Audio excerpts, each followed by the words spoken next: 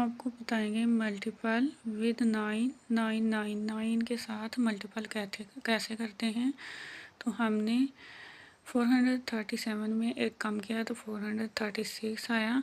फिर 436 को 9 में से हमने माइनस कर लिया।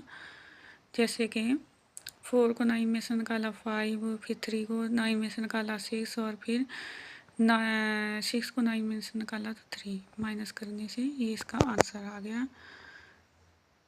उसके बाद फिर हमने 47 को में से एक कम किया 46 आ गया और फिर इसको 99 में से निकाल लिया तो 53। 46 53 इसका आंसर आ गया।